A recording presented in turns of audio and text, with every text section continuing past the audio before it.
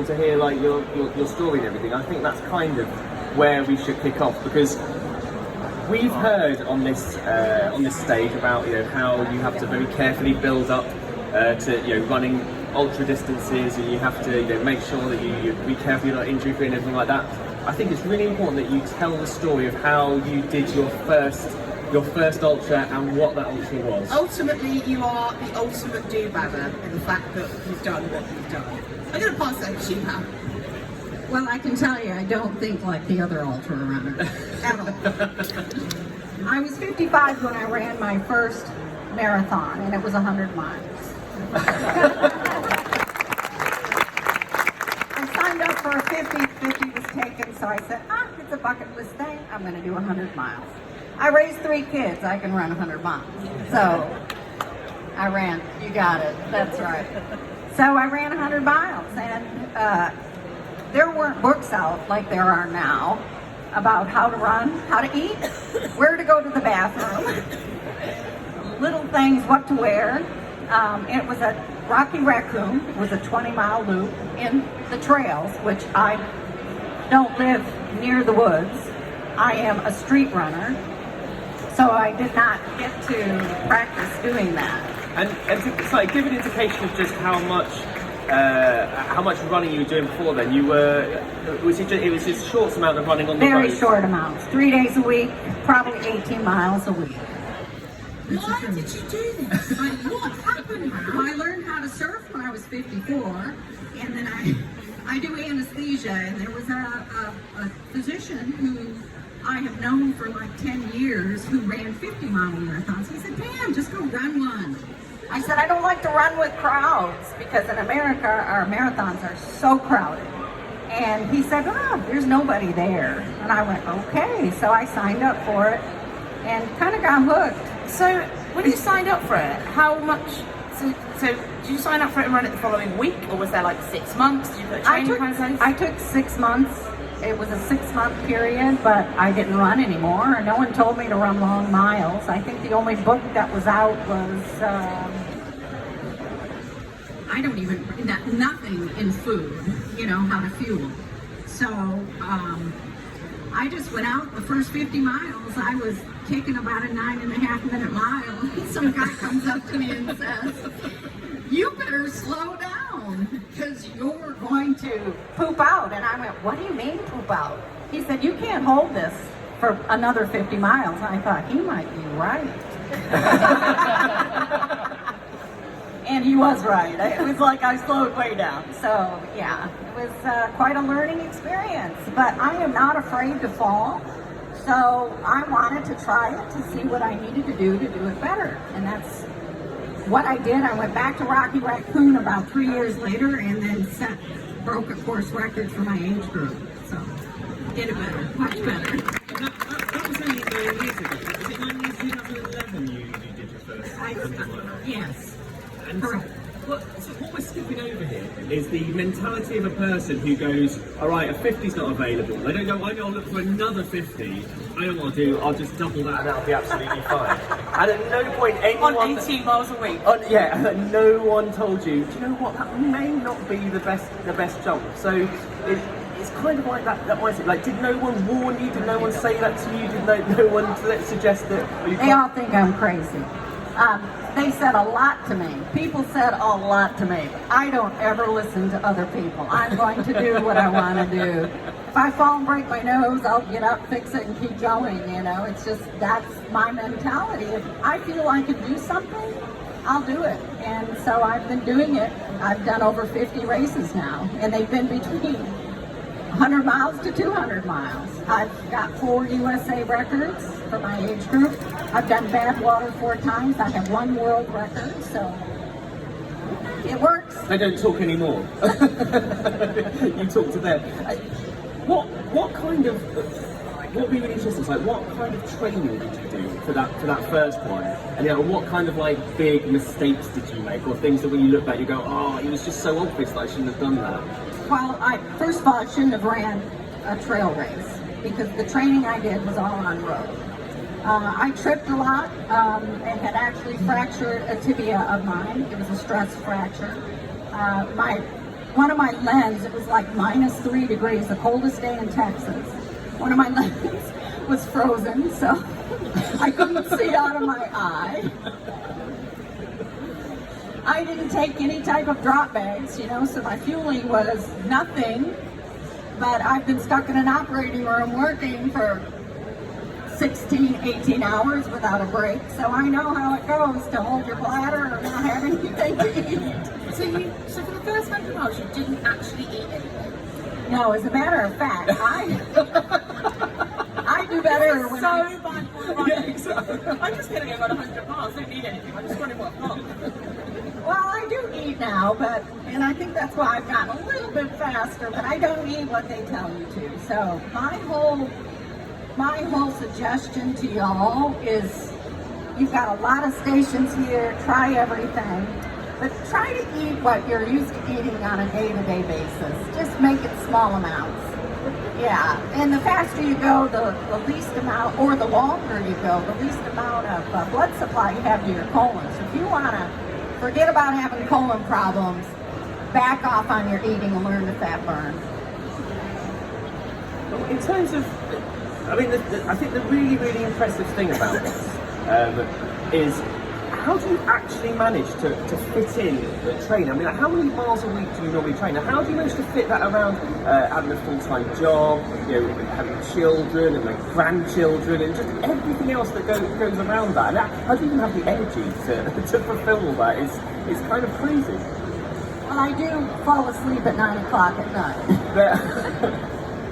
But I've always been a full-time mother and a full-time worker, so I know how to clean my house fast, I know how to train fast. My husband works a lot later than I do, so I feel that that's my alone time. So when I come home from the hospital working, I go out running, so I have 2 or 3 hours to run. And I usually have very nice weather. I love the heat, so it's nice and sunny. Like our winters are about 60 or 70 degrees, so it's usually like I got caught in the rain last weekend running 25 miles, and it was 70 degrees out, so it didn't bother me at all. But I think the older you get, and if you're a parent, you learn how to organize your life, you know? And that's pretty much what I do. I'm not happy unless my family's happy. And so I make them my priority, and then training secondary. So going from just, 50 miles sold out, I'll do 100 miles, to then going and doing Badwater, probably one of the hardest endurance races on earth. How did that come about? Did you kind of do a load of races between, or were you just like, hey, I like the name of that race, I'm just going to enter it? Well, you can't just enter Badwater. I've always wanted to do Badwater because I like racing in the heat. But I ran the Brazil 135. They chose 50 people. That race almost caused my husband and I to separate because he didn't want to go to Brazil. He thought we were going to be very dangerous, and he didn't think I'd get chosen, so he said, go ahead. Well, I got chosen. So I ran the Brazil 135. They picked 50 people. I came in 3rd overall female, 5th overall racer, so I got a slot in. So that's what got me into Badwater. Although I also ran the Keys 100 5 times. This will be my 6th time this year, so that's one of his races. So I got in, and I knew I could break the record that was there because I ran the Brazil 135, which was a jungle mountain race, in a lot less time than what the Badwater road race was on the lady that I was trying to go after her course record. And I did get it. And then I've ran it 3 times since then, and I've increased my time by 6 hours. So you're only just beating your own records now in a lot of these places. And how much further do you think you're going to get? I mean, if you're going back and you're trying to beat records, how much do you feel you're improving? You know, how kind of incremental is that improvement? I think I'm improving really well. My times have been seen, you know. I just did, after Badwater this year, 4 weeks later, I did 6 days in the Dome, and I did a 24-hour record, and I broke 3 records. and 2 of them were my own. Yeah. So I did 118.75 miles in 24 hours. And that was before I was completely recovered from bad walk. And so then 4 weeks after that, I went and did the 48-hour and just got a USA record. I did 186 miles, and I slept an hour between the 48. I wasn't feeling all that great. So I haven't raced since then. I'm giving my body a little time, but I do have a race in 2 weeks. So I normally race about every 5 or 6 weeks. And is that enough to? I mean, what do you do in between that? Do you sort of like really like slow down the training, or reduce the volume of the training, or go back up again? I do slow it down for the first couple weeks. I try to do different things like swimming and maybe rollerblading. I love to rollerblade. Play with my grandkids, but I am not happy unless I'm out running. So it might be a lot slower, but I'm out running. So I usually will go on my long run 2 weeks later. See, what I find really interesting is the fact you came to the sport so late. And you get people starting, like, with ultra runs, it's a bit later, isn't it? 'Cause they do a couple of marathons, and then when they get to maybe the late 20s, early 30s, they start to do the ultra thing, and then they kind of work their way up, and it takes them like. For me, I've only been doing ultras for like 4 or 5 years, and I'm nowhere near ready to do like a Dragon's Back or a bad water or anything like that. But you literally, at the age of 55, just gone, I do a 100-miler, and now are smashing out records. Like, do you think, were you like sporty in your youth at all, or was it as like much of a surprise to you as it kind of is to everyone else? Well, I have to give my husband credit for this because I just go to run because I love to run. You know, I mean, to me, I didn't like looking at a watch. Oh, I'm doing this pace, I'm doing that pace. My husband said, Pam, you're getting so much faster, you're going to break some of these USA records. And so when I did break one, I wasn't at a USA certified or sanctioned course, so I had to go do it again at a certified or sanctioned course. So we've learned a lot, but I did not know I was that fast. I did know I was getting faster, and I think you'll do that if you set a really good base in running, a really good, slow, steady base, because that not only will build your muscles, and that's how I get back into it when I've raced and need to recover.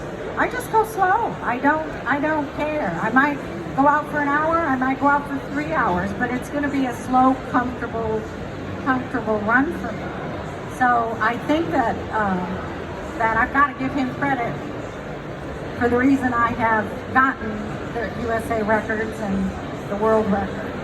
And so, like, sort of looking forward a little bit, how old are you now? We haven't told, you should never ask the ladies. 64 years old. Yeah. 64 years old. So, looking forward, is there anything that you haven't done yet that you really, really want to do? Well, I applied for the Spartathlon. I really want to do the Spartathlon, and that will be a really hard race for me because I don't do really fast mileage initially up front. I'll do faster mileage for the last half of the race. So my splits are a little bit different. So it's just learning to do a little bit better. That I want to do. I'd like to do the Badwater 135 5 more times and keep getting faster. As a matter of fact, if I get accepted to the Badwater this year, I'll be the oldest woman who's completed it. So that'll be good.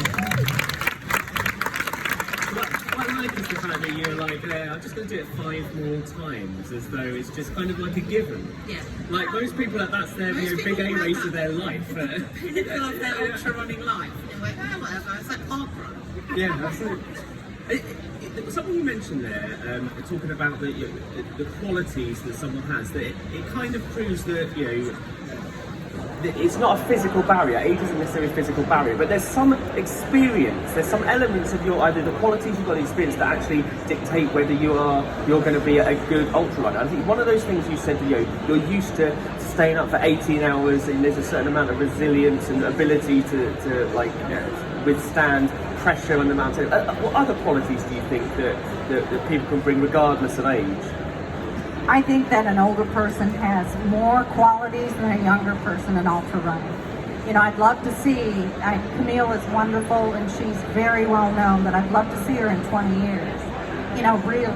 I think that older people have been through so much of life lessons that the lessons that you learn in an ultra run, they're not the end of the world. You come up with plan B all the time. So they're not the end of the world. It's you can train your body to do whatever you want to do, even to heal yourself, if you allow your mind to do it to your body. And I think I'm getting faster because I think I will. And so if you go into a race going, I'm the oldest woman here, which I always am, just is what it is. But I always come in under 10th woman, always. And sometimes I win the race. Now, that didn't happen with me initially. And I know that older people know that things aren't going to come easy like tomorrow. So if it takes me 2 or 3 more years to do a sub 35 or 35 in Badwater, I'll get there. In terms of like mindset, like when people are like doing ultras and people have that amount of time on the road, especially like these huge distances, what do you think about? Like what like keeps you going? Like what's going through your mind? What do you tell yourself? I actually use running as a gratitude prayer. I'm very thankful for everything in life that I've overcome, and I'm actually thankful for the things I haven't overcome. So it's just sort of a way for me to meditate and pray. And I do think that ultra running is extremely mental, but so is life. You're gonna choose to be positive or choose to be negative. And the negative always comes out first, especially over yourself. So I just choose to get that out of my head and go with what I am extremely grateful for. And I have a lot to be grateful for. One thing that came out of the interview that we did, which kind of stayed with David and I, was that you talked about kind of like the reception that you got as an older person, and how it's different in different places, and how it can be incredibly negative or feel very, very negative. Can you just explain a little bit about that to give a little bit of context? I think it's really important to mention. Well, even the younger racers, when I start a race, they tell me, you gotta be you're 64 years old. Well, yep, I am. But we're doing 135 miles. So I get called names. Meet that old lady, see her, she's a granny, call her granny, keep running by. And I'm fine with that. You can't change some of the things in life, and I certainly can't change my age. But you don't know what's going on in my head. No one ever does. And I usually will pass them up at 50 miles, or 60 miles, or 75 miles, and I will fly by them at the end of the race. And usually the people who compete against me the most end up coming up to me and apologizing to me. I love that so much. I don't think you'd be so restrained. No, I am though. Like the start, you get to the start of like a 100-miler and everyone's men, and you're like, okay, there's like 3 women here, and they all shoot off, and you're like, and at 75 miles they're all throwing up and crying, and you're like, why did you do that? You're just driving past them. I love that so much, it's amazing. The race should be about your own time, not anybody else's time. It's a learning thing, right? Because It is can a really learning put you thing. off. Like you're You're like, right. oh wow, should I be like really like concentrating, not talking to anyone, my headphones in and my Salomon cap on? Right. I'm being a bit sorry and Right. like not really bothered. Yes. Like should I be going fast? Should I be behaving like them? And it's only through experience that you're like, absolutely not. And that restraint to hold yourself back because you know, come 75 miles, you're just going to fly past them. And you will. If it's not earlier than that, Yeah. you will. Yeah. Little comment at the time, or do we just say it in our head? Smile. Smile. Hang on, you're right. You're right. Well, I do smile all the time, and that's what I have a reputation for. I don't even know when I'm doing it. It's not I'm laughing at you. I'm smiling because I'm in my own zone, and I really do go into that. And I know that the beginning of a race is certainly going to be different 40 miles down the road, 50 miles down the road, 80 miles down the road. And when I still feel fresh and I want to pick my feet up and go, Sorry. Another aspect to this is injuries and staying injury free. And after that first one, you said you picked up some horrible injury. I mean, how long did it take to recover from that? And what did you learn from that going forward to make sure that you stay injury free as long as possible? Well, I learned that I was really stupid at training for that race. Who isn't? Who isn't? Yeah, true. I needed to put more time on my legs, and I do a lot of walking during my jog, but a lot of walking is different than running out on a road. So I felt I needed to do that, and being in my 60s, I'm not a weightlifter. I hate lifting weights, but I have to lift weights. You just need to, because you lose a pound of muscle mass as you age, and it really hits you when you're in your 60s. So I think that lifting heavy weights, maybe 20 minutes twice a week, is something a must, just to prevent injuries. It took me about 4 months to run again from that fracture on my leg. I listen to my body a lot. If I have scheduled to race 80 or 100 miles that week in training, and I feel like a pull in my hip, or there's something wrong with my foot, I'll slide the miles off. So I do a lot of magnesium salt baths. They have what's called in the States float tanks, and you get into these little tanks and they have magnesium salts in it, and then they shut the lights off and you're in there for an hour, and it's so nice. Yeah, and the magnesium, I think that as a female I need the magnesium, so that really seems to work very well for me. I can go into one of those tanks a day after my race and feel like I can get out and run again the next day. That's how much that tank helps me. So I do try to get a massage every other week, and it doesn't feel good. It's not a feel-good massage. Yeah, I think the lady likes beating me up for an hour. How long does it take you to recover from each of these big races? How long you? Usually 4 weeks. 4 weeks. And so you're hitting another race just as you're fully recovered. Right. Your body must absolutely love you. Yeah.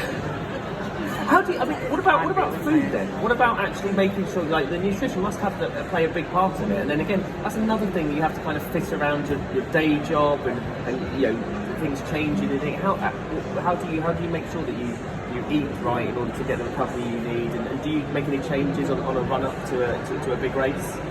I do make changes. I eat more carbs. I hardly ever eat carbs. A very low carb diet. I'm not keto, but low carb. That seems to work better with me because I like to keep my blood sugar very low. But when I'm coming maybe a day or two before I get up to a bigger race, I'll eat more carbs. I don't deal well with fruit, so I'm not a big fruit eater. To be honest with you, I don't take in more than 200 calories an hour during a race. That is not a lot of calories. That's not a lot of calories, no. That's pretty mental. I take in about 2,000 calories. I finish a weight heavier than I started. That's the way I tend to go. It's a good day if you're heavier. Exactly. Do you? The other thing around the family, and the other thing about having to run a family and be a charge family like that, is how do you build them into like your running schedule? I mean, do you? I think I read something like they come and do support their crew. We all know that anyone's ever done an event where your family support and crew, it can be great or it can be an absolute nightmare. How do they fit around that? And they tell you not to have your spouse or your partner crew you. They tell you that in every ultra running event you go to. My husband's been with me for every single race but one, and that was before I met him. So he's been great.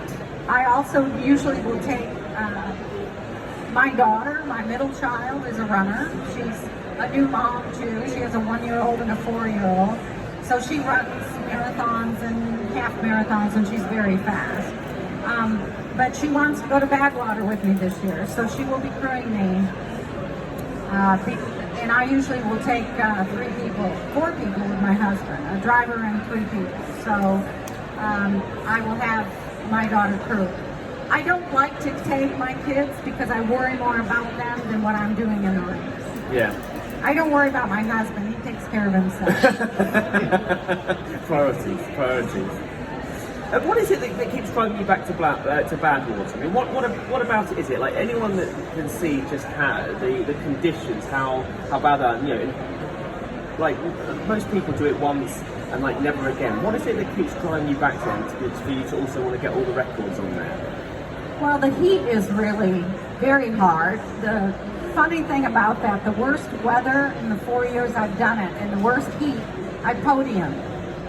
You know, even though my time was better last year and it wasn't the worst heat, but the year before that, I had 132 degrees starting at 9 o'clock at night. And the Badwater race starts at night now. It doesn't start during the day, so it's harder. You miss 2 nights of sleep. So, you know, 132 degrees at night, and then you go during the day. I think I like it because it's probably been the hardest challenge I've ever had. You know, with staying hydrated and cool. So, and I always usually come in top 10 people. So why would I not want to run it? It's very hard, and I'm actually in the top high percentage of who's finished it. Apparently Chris did a study, because if you've looked at the Badwater, now he's only taking back 25% veterans, which before it used to be 50. And because a lot of the veterans didn't finish it. He said that most of the veterans, there's only been 4 people who have finished the race 4 times in a row. There's been 9 people, I'm sorry, since the race has begun. And I'm one of those 9 people. So I'm still the oldest woman, and I've still done something that only 8 more younger people have done. So why not do it? Because I think that would tell the men and the women out there, you can do whatever you want to do. Find a race you like. I love hot races. Find a race you like and go after it. And I think my time will be a lot better. I think I fell and broke my nose last year coming down a hill, and I was off, you know, having my nosebleed stop for about 35, 40 minutes. And I still beat my time by 28 minutes last year. So until I can't think that I can do it faster, you know, then I'll probably stop. But don't want to do that right now. It's just so casual. It's like yeah, it's one of the hardest races in the world. So it's like, pathetic. It's like saying, oh, I've done the marathon 7 times, but it's Badwater, and you're just going to keep going back. I'm pretty sure most people go and do it once and go, nope, or like, don't finish it, never want to do it again. But yeah, that's just, in my eyes, completely insane and amazing. Have you ever thought about doing races that maybe take you a little bit out of that aren't hot, or are you just always going to stick with races that are hot? Maybe ones that are like in a colder environment. Oh no, I've done all sorts of races. I love trail races. I love them in the mountains. I love them in the hills. I don't do well in atmosphere over 10,000 feet at all. And it's probably because I don't have the time to train in that type of terrain. But I get this exercise-induced asthma once I hit over 10,000 feet. So I'm either huffing and puffing, preventing me to, you know, to breathe, but I still will finish the race. But I do try the other races that are out of my realm. I don't have to just beat everybody there. I would like to finish a Colorado race once, but you know, it's very difficult for me. Are there any questions from the floor, Pamela?